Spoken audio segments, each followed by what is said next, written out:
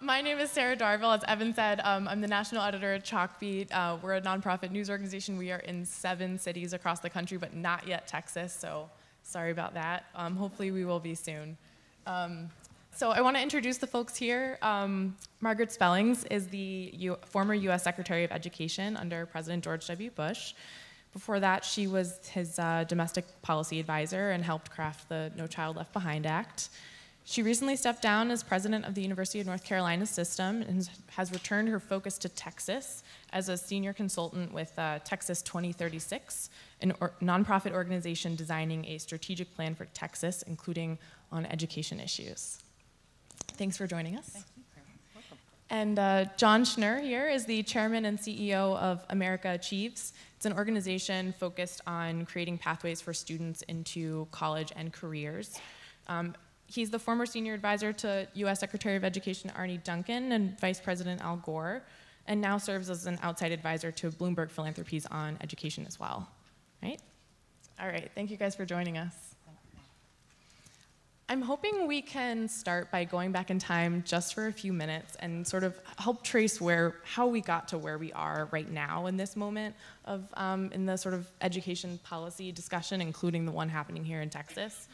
I think it's a fascinating story, and things have also changed a lot.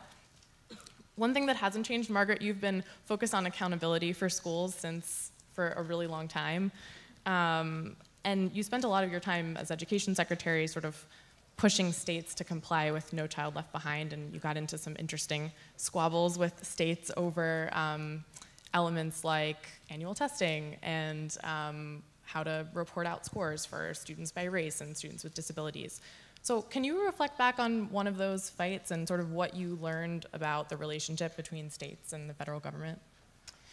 Thank you, Sarah, and welcome to Texas. Well, you know, we have for decades calibrated and recalibrated the role between states, local governments, and the federal government around education issues. And so there maybe No Child Left Behind in that era was a bit of a high water mark, followed by an probably equally high water mark with Race to the Top with a lot of resources. But it was a pretty muscular federal policy. And you know, President Bush used to say, you know, we're gonna spend a lot of money on kids in this country. He was famously the first Republican that didn't call for the abolishment of the Department of Education, but that if we were going to do that, we ought to get something for it. That the primary remit in the federal role is around civil rights, the whole, you know, creation of the department its own self, and that No Child Left Behind and that muscle was around poor, minority, low-income, disadvantaged special education students, and that's where the muscle was. And we had a coalition between the business community and the civil rights community that drove scores. And our performance in Texas and around the country in certain places, you know, really took off during that period. And now it's declining. And I'm a big, you know, what gets measured gets done kind of person. Yes, it makes some folks comfortable, but when you look at our reading retreat in this state, it does make me wonder, you know, have we taken our foot off the gas as it relates to the education of poor and minority students in particular? So have the sort of ensuing 2 decades of questions about the right role for testing and the right role for the way that plays out in teacher evaluations and all of these other things, has that changed any of those core ideas about what accountability is useful for and what it's not? You know, the federal law did and still does require 1 test and 2 subjects every year in grades 3 through 8 and 1 time in high school. States like this one and lots of others around the country did a lot more than that, had end-of-course exams, you know, had early grade assessments and so on. But the federal law really was pretty discreet. 1 time a year, 2 subjects in those grades. And so I think this is where we're in the era of local control now, and I think we have learned a lot about testing. It's become more technology-based, more timely feedback. We've obviously had some debacles in the testing industry, including in Texas. But, and in Tennessee, where we've been covering those exactly. in great detail. But that doesn't mean that there's something wrong with the idea of making sure that students stay on course for being good readers and college ready. You can't do it otherwise. Jon, you sort of picked up where when you joined the sort of Obama administrations, when you were working on the transition team, you guys sort of picked up where Margaret and her team left off with a somewhat different focus. And so you sort of put the Obama spin on some of those ideas through the Race to the Top competition. And I'm wondering now, again, now we're several years out from that, we've been able to see some of the results of good and bad of some of those programs being effective and not effective. What did you learn from Race to the Top, and would you construct anything about it differently now, knowing more about those results? So first, it's great to be here, and thanks to the Texas Tribune for hosting this event. I think it's an extraordinary example of how a nonprofit can both do high-quality journalism and bring people together to really learn and have candid dialogue around core issues. So a huge thank you to the Texas Tribune and to all of you. It's great to be with Margaret Spellings, as one of the key higher education and K-12 leaders of our time, and Sarah and Chalkbeat plays a key role in education journalism nationally. So to your question, let me do two quick things. One is context, for I think what's the context in education that preceded all the work we're talking about, and secondly, kind of what the effort was and lessons learned from kind of the early '09 Obama era policy. First, context. I think it's important in all the education work to realize that, and there are books that discuss this, but we're in a long-standing race in this country between education and the economic opportunity that its best education can provide and technology change. For a couple centuries, we've had technology shift, kind of change jobs. In order to get new jobs, people needed new education. We had the advent of public education. We had the land-grant colleges under Lincoln. We had the advent of the American high school in the early 20th century. We had efforts to desegregate schools. We've had academic standards pushes. We've had a series of efforts over time to try to make sure education can help all kids keep pace with change technology in order to kind of preserve this time-honored value that education should be able to help kids from any background in this country be able to work hard and get ahead. I think it's important to all of us to look at this work in that long-standing context. More than recently, as we came in and I'd been co-chairing Obama's presidential campaign committee on education and the transition, and we were looking at that point, just for your question, we were facing the greatest economic crisis that we've had since the Great Depression. Right, that was a very different context. That was a very different moment. And so the question was, in that context, President-elect Obama was saying, let's make sure that we both stimulate the economy, but also invest in the fundamentals that will actually secure long-term economic success. So let's put a stimulus package in place, but let's invest in better educational success, better foundation for energy success, for healthcare success. So in the education front, what we did is the president proposed about $100 billion segment of a $1 trillion stimulus bill for education, which included most of that went to help avert layoffs of teachers, about 400,000 teachers across the country. There was funding for extra Head Start, for Pell Grants, but his interest was how could we actually make sure that we could also secure a foundation for getting better outcomes, not just averting catastrophic cuts, but continue to get better outcomes. And so 5% of the funding in the end went to the Race to the Top competition and the Invest in Innovation program. And specifically, what we did and learned from it was a competition that basically was an opt-in for states and a separate fund for school districts and nonprofits to come up with approaches that would boost standards and strengthen teacher quality. And I think the lessons learned from that are that we've had some states and cities, I think, that have used that funding, opted in ways that have gotten tremendous results. I think Tennessee, Washington, D.C., several years became the most improved state in the country on the NAEP, first most improved city in the country. And I think some didn't. And I think that we can go more into the panel about why, but I think maybe the biggest lesson learned in the work that I was doing then is that on one hand, yes, more funding matters and more accountability matters in terms of making sure funding is used well. On the other hand, we don't know exactly what works. And part of the issue is as we go through, let's not lose an opportunity to figure out from the variation what works and doesn't work to make sure we're improving education on an ongoing basis. And I think that's got some implications for what happens in the Texas legislature in the coming weeks. I want to say one quick thing. Whether Bush and Obama both used their bully pulpit as the President of the United States to drive progress and highlight education issues. And I think leadership matters, and it was true in the 8 years that you were there and the 8 years I was there. What does that mean at the federal level now? What do you see the role for that? I thought that was a nice opener. And I wanted you to finish it off. Well, we don't have that. I mean, it's really obvious, and you know, nobody wants a president that's the national school superintendent. But national leadership and a clarion call around the needs of poor and minority and all students matters a lot. Keeping that light about what it means to the prosperity and civic democracy of our country matters. And so we don't have that, and that means we're in the era of local control, and means that people in this room and in state legislatures really have the ball. There's a lot more variance going on around who's doing well and who isn't, and obviously it's a test ground with these laboratories of innovation, but I think it's a challenging time not to have the federal leadership around this. Just to elaborate, I mean, I think it's so important. Like, look, you could have hypothetical discussions about what the federal role in education should be, but you could argue for better or worse hypothetically, but we don't have national leadership on education right now for the federal government. It's just not there. And I think that's not going to change soon. The reality is that leadership is going to come from a policy perspective from states, from the state of Texas, and then even more importantly from communities, school systems and partners around the state, around this country and state. So I just think that the ball, in terms of to move the ball forward, it's all in the hands of states like Texas, communities like you're from, and the federal government is not going to be playing I think, a significant role, just matter of fact. And so the question is, what do you do? What do you do in the next 60 days on this legislation that you're getting into? What do you do in communities? How do you learn from evidence about what's worked, what hasn't? How do you structure it in a way that can drive improvement and create more learning? But I think the ball's in your court. I want to get into the Texas stuff, but before we get there then, so if we're taking the federal government off the table for this moment, there's a role, there's just no leadership. Right, just rhetorically. Who's doing things right now at the local level? Well, I would say Tennessee, you mentioned it, would be a state that's leading.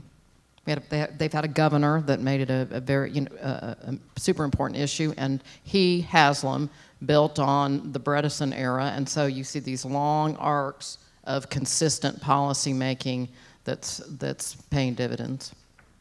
And connectedness from K-12 to higher ed, they've done that well.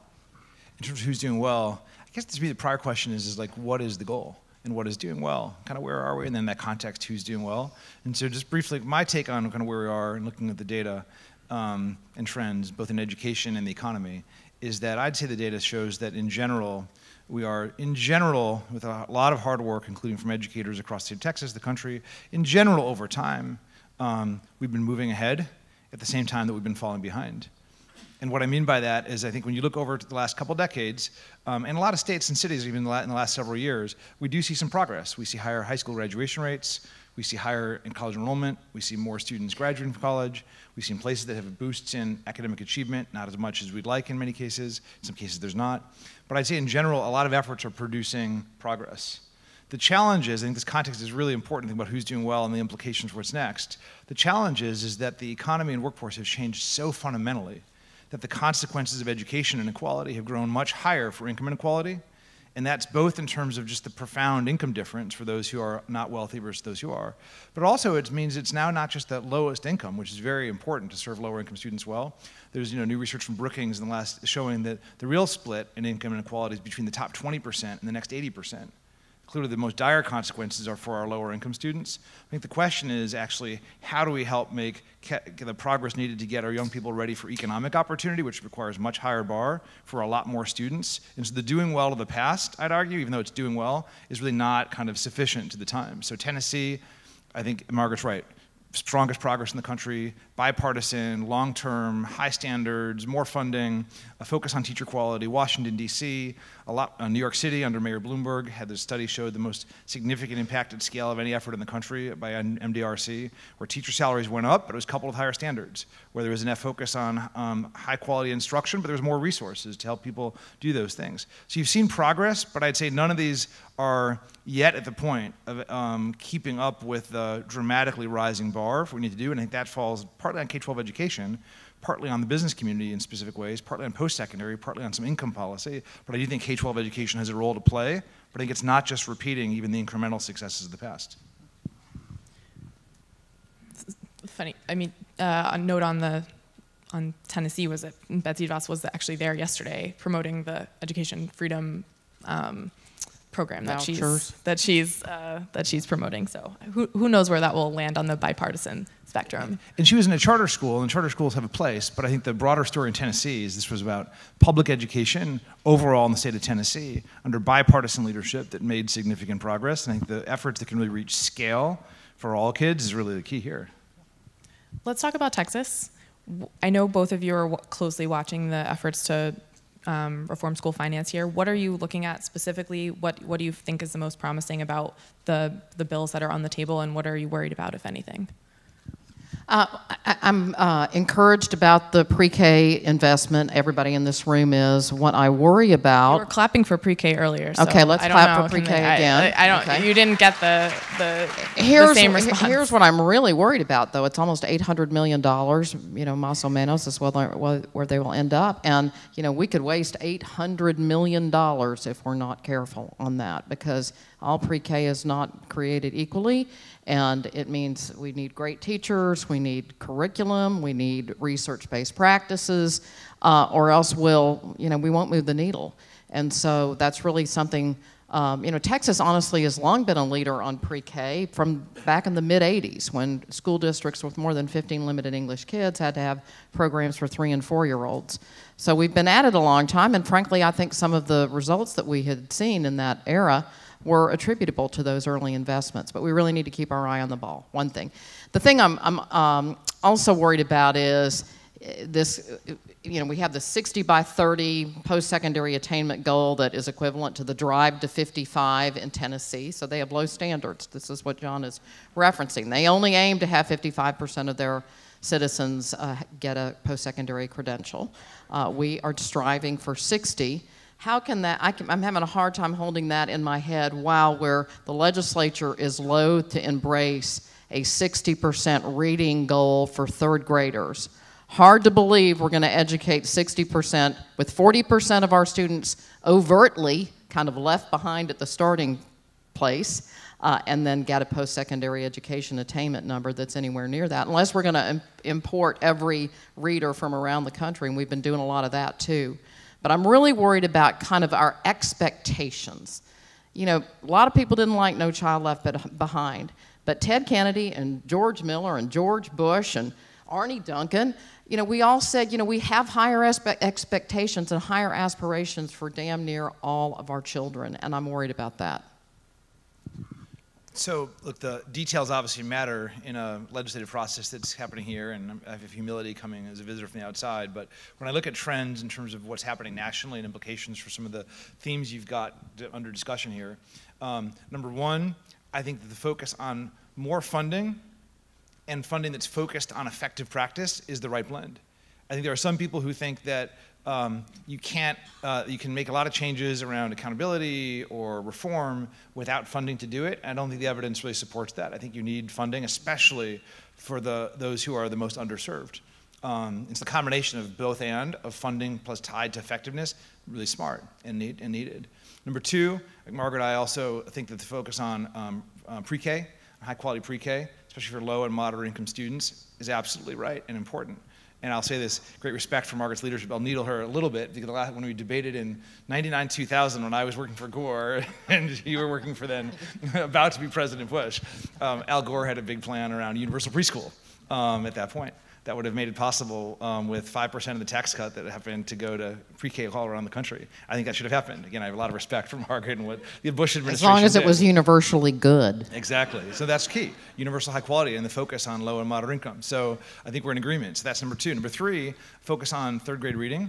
It's crucial. And four, I think looking at transitions from high school. And I think this focus on linking funding to outcomes of what matter for young people, in terms of the discussion in terms of looking at enrollment in post-secondary programs, getting industry recognized credentials, going to the military and saying, hey, those places, especially for low and moderate income students that are making progress in that. I like the asset-based approach. You know what, those places are doing well. Let's give them some more resources to actually help accelerate progress. Sometimes I think we've done too much around trying to kind of fix failure as opposed to spreading and growing success. And I think this idea of having outcomes that matter and getting more funding to places that are making progress to help them make more progress, I think is really an impressive component of some of the bills that are being discussed here too. Yeah, I want to aim on that, but also talk about the connectedness, or maybe lack of, between our investments in pre-K, our early reading interventions and goals, 60% reading third grade, and college and career readiness, and making sure those things are linked together in a coherent kind of policy way. Right now, on paper, it seems that we're more aspirational at our transitional college, high school, 90% graduation rates in high school with sorry reading scores. That isn't adding up for me. There's two missing things, but I can talk about it in a minute. I think two key things are missing, but I'm happy to Go ahead. So again, just at a high level, I think two things that, again, missing. As a visitor, like what I've seen around the country happening, and you might consider here. Careful, they'll call you out. One is, well, I think one thing that many of us who've been involved in education in New York City, under Mayor Bloomberg, nationally, have not done effectively enough is created effective ways to learn about what works in a way to inform then educators, communities around the state and country about what's effective. And I think when there's this, I think if you can pass this bill by getting more funding, focus on outcomes, I think it would be a lost opportunity if you don't do something like set aside a small amount of funding to say, let's have some statewide effort to look at the interventions that are being tried with partnership from local school systems, like quality early learning, pre-K, like reading interventions, like college or career counseling, or whatever the focuses are, and create a mechanism to really learn in a systematic way with researchers about really what's driving results. Because my guarantee is if you do this, you're going to have some places that are getting great results and some cases that aren't. And that's just the way it is. But we often fail to learn from the variability. And by setting up a project in the beginning that can try out real things helping real kids, but with the right research standards, I think you can then spread what's effective around the state. The second thing I think is missing, but maybe not for this legislative session, is while I do think that K-12 education can do a lot more than it does, including with more funding and kind of focus areas that you're talking about here, I do think there's an unrealistic expectation that K-12 schools can do everything by themselves. And so it may not be for this session, but I think looking at what happens post-high school, I think we need more investment to get more non-wealthy kids into and through four-year college, but I also think we need a lot of programming that helps people get good jobs that don't require four-year college. I think the business community's got to step up. I think there's things like income policy, for low-income families. So I just think there's a rightful expectation for K-12 to do more, for sure, but I just think thinking about that in the context of how other partners can come to the table toward those shared outcomes, which I know something, Margaret, you're going to be working on, I think is really important. I mean, I would be remiss if I didn't give a shout out to ACE and the Dallas efforts. I know Todd was on the program earlier, but when you think about, I'm from Houston, Houston used to be kind of the standard bearer for reform. Now they're, and Dallas is carrying the day on, Can you explain that sound effect? I think everyone understood it. Dallas, thanks to leadership like Todd and these effective practices around teaching and teachers, it's paying real dividends, and we should all learn from it. I wanted to return to the argument that you were saying about we're not often doing enough to reward success, which is one of the arguments for this outcomes-based funding. The chief financial officer on stage earlier also made a point that she was concerned about that was essentially, the counter argument for that is that essentially you could be hobbling future students because of the results of a group of past students. And I wonder what you made of that. You could be hobbling students. Is the concern that because there are other places that should get funding as well, or if you were not helping districts who were not succeeding as well, then you were potentially harming the students who could benefit from those programs. Well, look, I mean, I'll make a comment and then I defer to Margaret. But two things. One is, I think that from what I understand, the discussions are here. These proposals are taking that into account if there's a boost in overall funding, especially for low and moderate income communities and students, and then there's an extra boost for those who are doing well. I think if you just had a boost for those who are doing well in those, there'd be, I feel like, an argument. But to me, what I understand is this is about a significant, very important boost in funding overall, especially focused on those communities that need it most, and extra funding. I think that's a smart one to approach. The other thing I'd say, though, is that, look, I'll be candid on this. I think sometimes there is an unwillingness in education to say if there are places that are serving kids and communities who need it effectively, to say, you know what, let's actually double down on those in order to help more. I think there's too often a focus on just kind of fixing failure, and I think that's hard. I also think there's often too much focus. You know what, so that's low-hanging fruit, they'll be fine. If a community makes progress in going from like, I don't know, 40% college or career ready with some post-secondary to 46%, the last thing you should do is say, all right, well that's great, that's low-hanging fruit.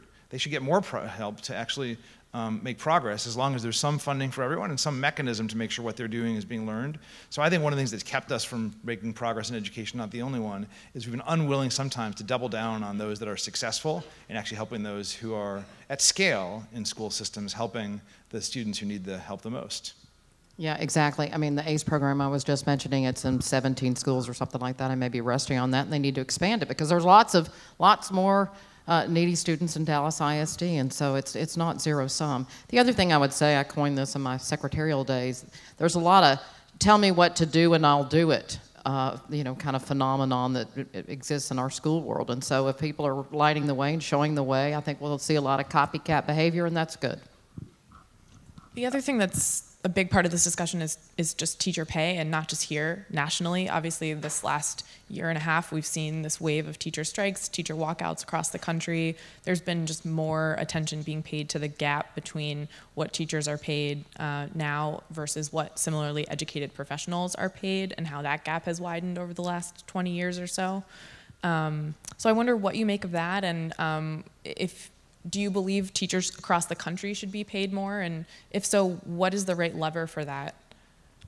Sure, but I do think, and I'm on the commit program here. We really do have to reward our best people who are doing the hardest work, and we have to do that with compensation, meaningful compensation, thousands of dollars, not hundreds of dollars.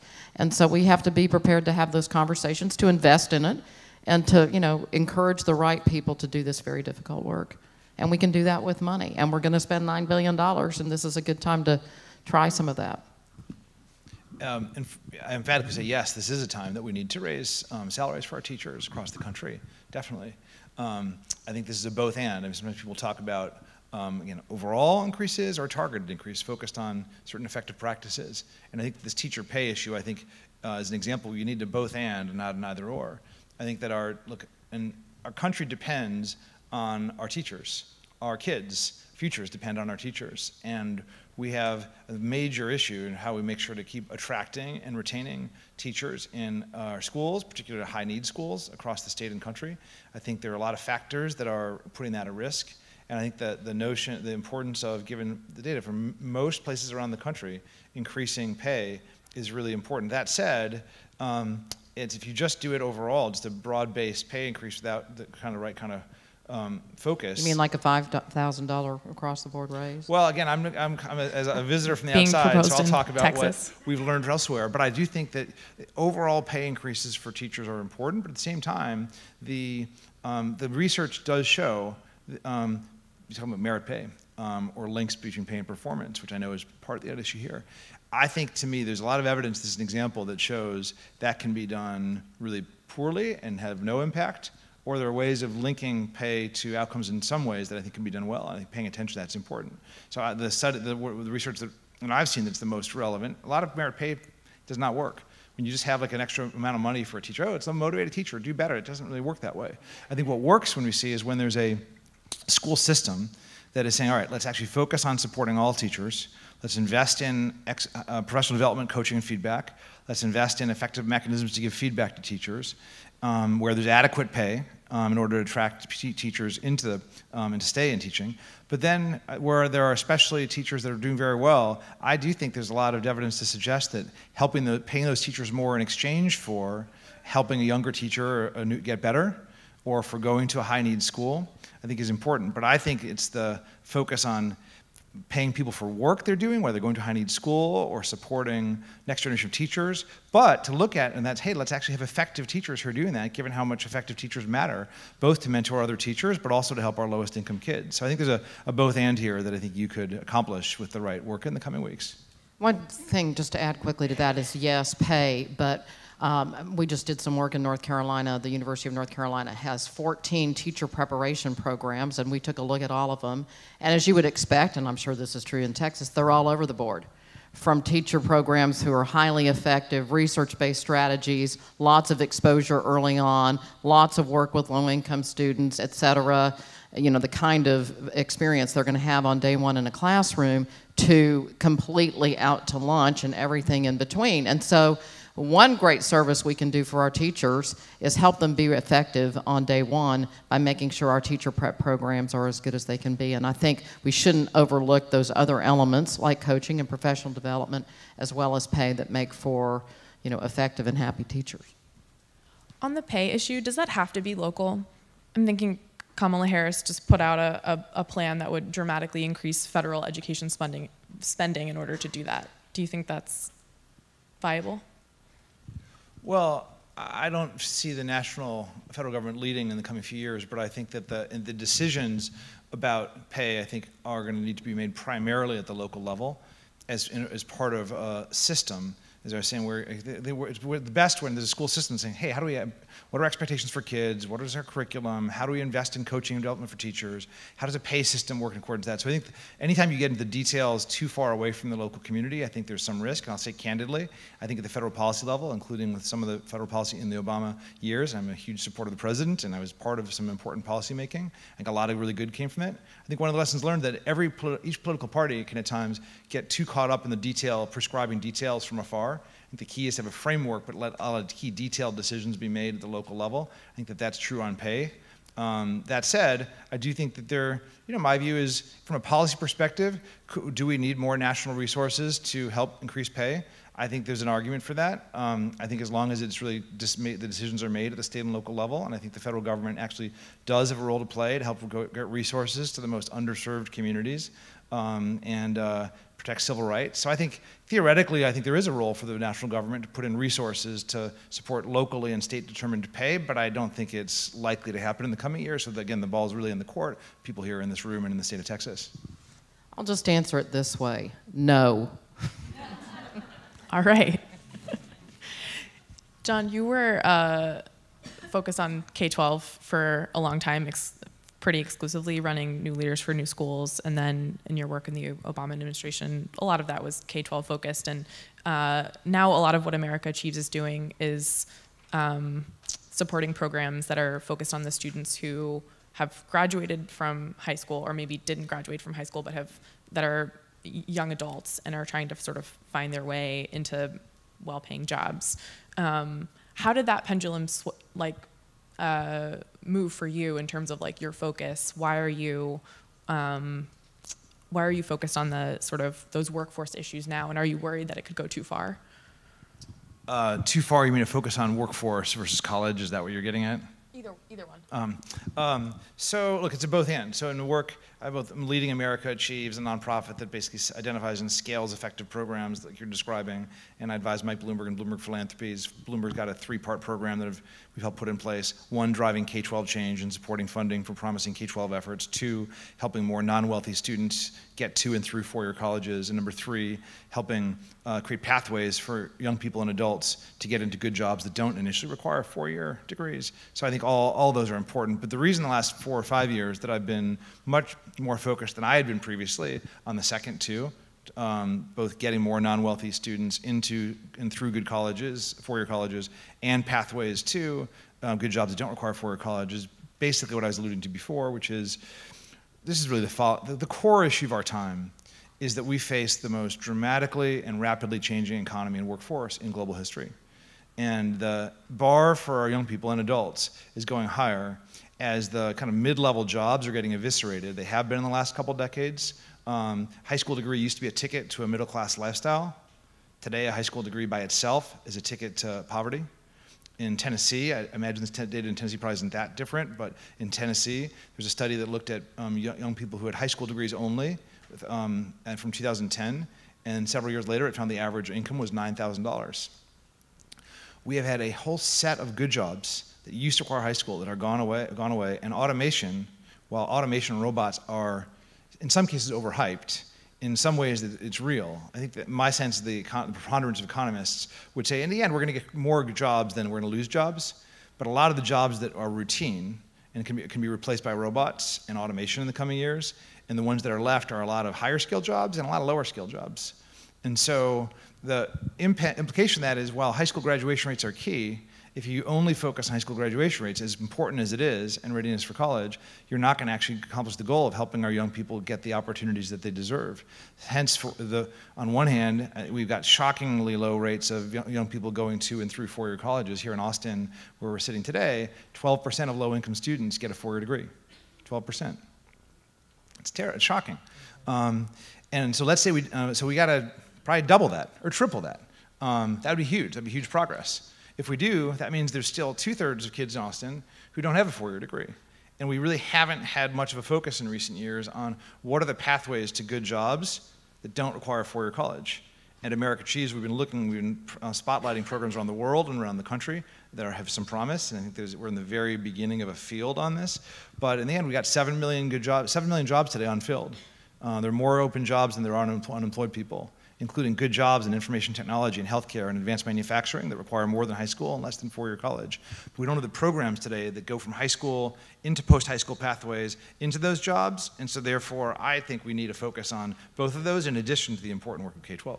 And this is a place that the business community really has got to step up. I was in Houston last week and learned about a program in Spring Branch that now has hundreds of students in this TRIO electric program where a local employer is sending their employees as faculty into the schools, or the students go to the job site. They're guaranteed a job, and it's 300 students, and it's going to expand to every high school and on. And they're going to bring the program, I'm told, to Austin and Dallas as well. But anyway, point being, employers have got to really partner hand in hand with us in education to get what they want and need to run their businesses. And I do think it's about youth and adults as well. So I think that the idea that education is done at age 18 or 22 should be a bygone notion, a notion of bygone era. Basically, we need the jobs that people are moving into, and automation is going to worsen this, are going to be a lot of low-skill jobs in many cases, and so you need pathways for, including people in 20s, to move from low-skill jobs into better jobs. There's a program we've been supporting and looking at that's started in Washington, D.C. called Merit America. It's now going to be doing some work in Dallas as part of a pilot we'll support. And this program is targeting very low-income workers, earning often like $12,000 a year, $15,000 a year, working in retail or a janitor, and giving them intensive 4 months of skill development training that's laser-focused on mid-skill jobs that are actually hard to fill in the DC area, or hard to fill in the Dallas area, or the Austin area. Employers right now are looking for talent, and so this kind of program is configured to meet the needs of people in the workforce. So it's not, you can't have people leave their jobs for it. They got to be able to fit it in with the right kind of technical knowledge and instruction. And this is just an example program like the one Margaret mentioned. This has got great results already. This in DC has 90% of the participants graduating, 85% of those getting good jobs after, and earnings boosts going from about $15,000 a year to about $40,000 a year. Now, there's no panacea, there's no silver bullet. We need at scale to figure out how this works, but I think there are some early programs that complement the important work of K-12. Do you think a program like that could scale? Well, in this case, I do. So Merit America, I think, is an example, but it's an example. I think that it's been, if it works as well as it's appearing to work so far, the results are so far good. It's configured to meet the needs of working adults, and the price point is one that really should be able to be borne by employers in the public sector. Employers have begun to agree to pay $5,000 per person they get to hire because they're looking for talent. I think some changes needed in policy, including at the federal level. I think Pell Grants, for example, ought to be able to go to high-quality short-term programs like this, structured in the right, high-quality, fair way. But if you get some policy change like that and employers paying, programs like this absolutely could be scalable if they're effective in meeting the needs of working adults. Jon Schnur just endorsed a proposal from the Trump administration, everybody. You heard it here first. So if we get into the Trump administration, just because words come out of the Trump administration's mouths doesn't mean it's serious. So let me just be clear. So President Obama was a big champion of apprenticeships. Apprenticeships play an important role, and we've played a role supporting CareerWise in Colorado, which is a very promising effort to create an apprenticeship pathway toward both college and career for high school students in Colorado. And there's some other efforts around the country springing up based on that. And I don't want to get too political in this, but the Trump administration has they've talked about the word apprenticeships, but what they've done so far, Trump talked about 5 million apprentices without a plan to get there. think the funding's not there, the policy's not there. So I know that I'm not, no one on this panel is part of the Trump administration, but I just want to, I know it was an aside, but I wouldn't want the idea of apprenticeships, for example, or what I'm saying to be undermined by the Trump administration's words at times. Sorry. Okay. I feel like a lot of the energy around what you're talking about too often gets absorbed into this conversation about we just need to improve career and technical education programs inside of high schools, but it sounds like that's not what you're saying. What is the important difference? Well, again, I'd love to get into a discussion with people in the room, I'm sure, are working on this and thinking about it and asking, but I think that, look, there's a risk that we go too far in the pendulum swing toward a kind of a vocational education of the past that is actually not preparing people for good jobs and could be inequitable. And so what I'm not saying is going back to the shop classes of several decades ago.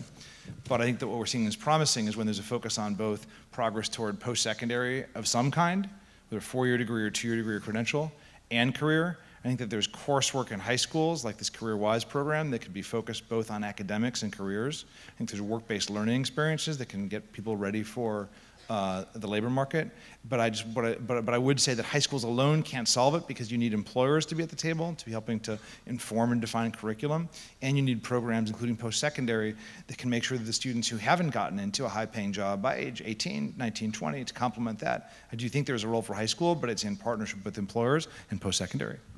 And a level of rigor that can be evidenced through licensure, certification, credential, some such. Margaret, do you want to talk a little bit about Texas 2036 and what you're going to be working on specifically around education issues, what you're going to be most focused on? And I think at one point you had said you wanted to bring the rational middle back to education. So what does that mean? Not just to education. Well, so Texas 2036 was founded by Tom Luce, one of our leading civic leaders in the state. Has been involved in education reform literally for decades, and he has traveled around the state for about the past 18 months talking with people about the future of Texas. 2036 is the 200th birthday of the Republic of Texas, and we need to be thinking long term about the changes that we're confronting demographically, regionally, infrastructure challenges, natural resource challenges, healthcare challenges, and we have to think long term around those most important levers, not guns, not bathrooms, but infrastructure, water, healthcare, education, and the like. And it is an audacious remit, but we aim to deliver a draft of a 20-year strategic plan for Texas, if you will. We Texas, are a $220 billion enterprise. And even somebody like a lot of the folks in this room who've been working in the public vineyard for a long time, we don't really have a long-term game plan that we're working toward. And it's not connected well enough with, in education, with healthcare, or with criminal justice. So that's the first idea. Put the sensible center together, think long-term about the most important things. And in addition, he has assembled 330 some odd publicly available data sets and linked those together in ways that can provide really a foundation for policy making and policy thinking. So the prototype in education, and get on 2036, texas2036.org, where you can look at K-12 data linked to community college data, linked to four-year university data, linked to workforce data and wages. So you can look at Austin High, you can look at where those students go to post-secondary education to the extent they do, what do they study, how well do they do, and what happens to their wages. And so it is a big, hairy, audacious goal, but we Texans are a proud and bold group that think big, and if we don't, who will?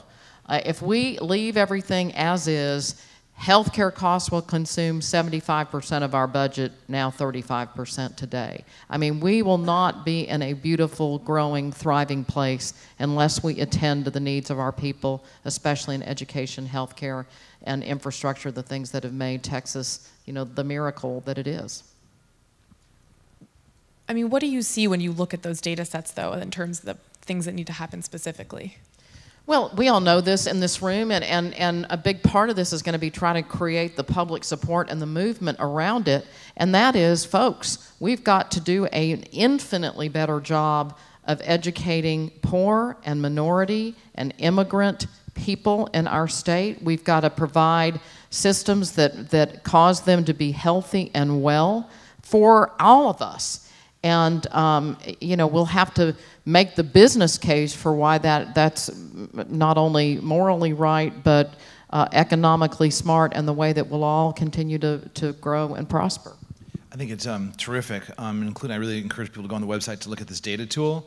I think all this work is hard work in education and beyond, and a lot of it involves like looking at data and facts and working hard in teams and making improvements, and like there's no shortcuts in this. There's no easy answers. And having the data in order to be able to drive that improvement is one crucial element. And I've not seen anywhere in the country the kind of data tool that Texas 2036 has put together. So I really encourage people to go on the website to look at it. I really think other states ought to try to emulate that. I also think that the broad focus you're describing, Margaret, seems really powerful, because I do think that, again, I think our core challenge of our time, and education is an important part of this, is this the most rapid change in technology and workforce and the economy we've had. I think the question is, do we adapt to it? And I think that there are some profound implications to that. Again, I think the fact that data showing the income inequality is especially growing between the top 20% and the next 80%. I think that's going to mean we need to do a lot more for low-income students, for sure, and students of color, and students whose first language is not English. At the same time, I think there's a whole working class, middle class section of the country that is increasingly left behind. And the question is, what are the policies that can actually connect work to opportunity? An effort to opportunity, and a strong social net, safety net, and smoother transitions for people making a shift from one part to another. And I think that's partly going to be requiring change in K-12 education. But I also think that if we look alone to education, sometimes there's too much expectation. There needs to be a lot of support. But the business community's got to step up. We need policy around jobs. We need policy around income support. We need post-secondary. And so I think looking broadly at that with a broad group of people that includes educators seems really like one of the best opportunities that I've heard about anywhere in the country. And if anybody can do it, we can, because we're Texans. I think that's an applause line for you guys. I think we're almost out of time for us, and it's going to be time for Q&A pretty soon. I'll just have one more question for you, Jon, as you guys are getting ready and texting and tweeting. Okay, it's still not there. So ask Triv.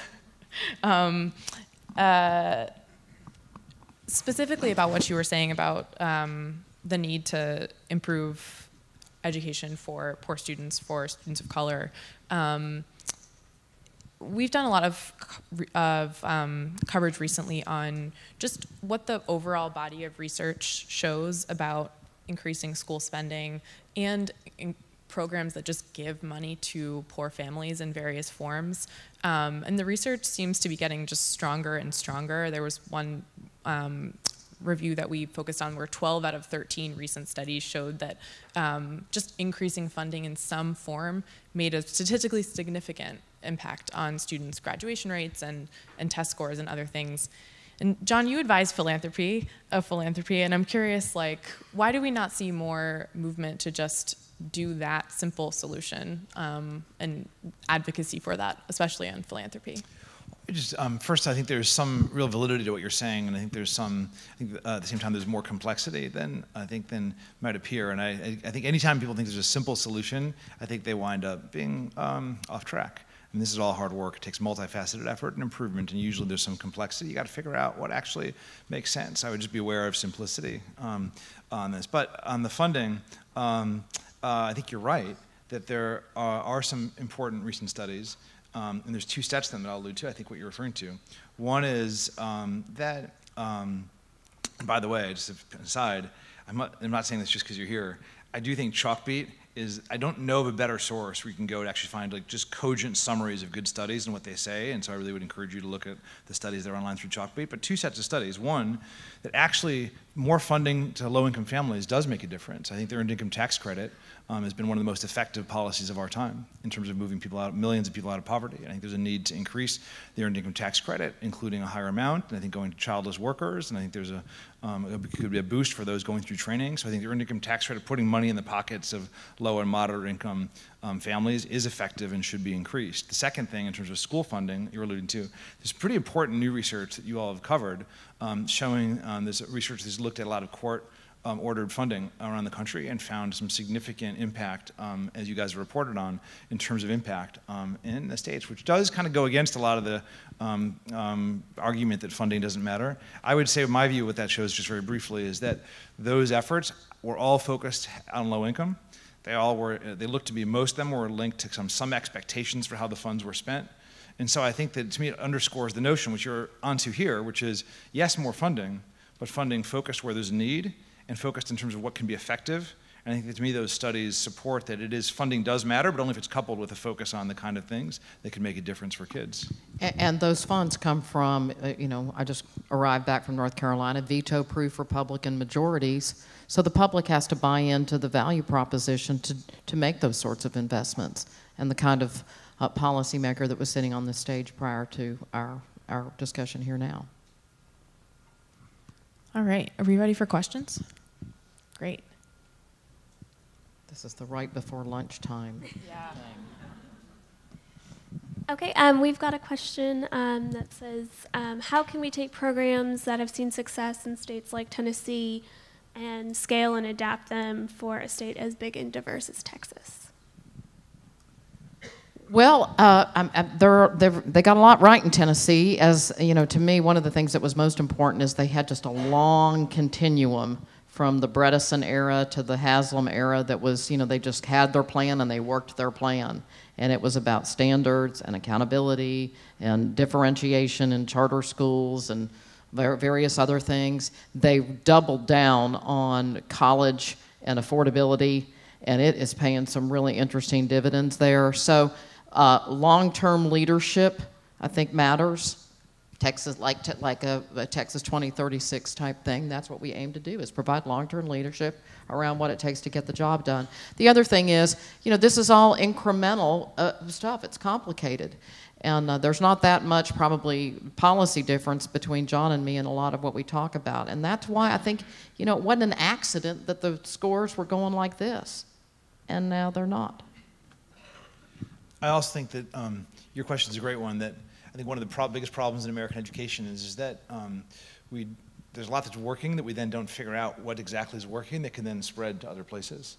And so I think that you've got an opportunity here to do that. I think your focus on more funding on focused areas and effective practices, early childhood reading, transitions, successful transitions. But I really would say, as you move forward in this legislative process, so 5 years from now, if you ask that question about how do you actually better make sure that communities around the state are improving, I think having a mechanism that most states don't to really support multi-community efforts to test out in rigorous ways what works and improve it in ways that produces data about what actually in the detail works around programs, I think is important. Just one quick example I'll tell you, it's been very compelling at America Achieves and Bloomberg Philanthropies. We've been supporting a college advising effort called College Point that Bloomberg has backed with other funders, and it's basically got enlisted some of the best nonprofits in the country around high-quality college advising for high school students. We don't have time to go into detail, but we did randomized control treatment to really look at causally, look at what actually seems to be driving impact. And I'll say it here, after the first couple of years, it wasn't quite an RCT yet, but after the first couple of years, we did a very rigorous study, and it showed that we were not having any impact.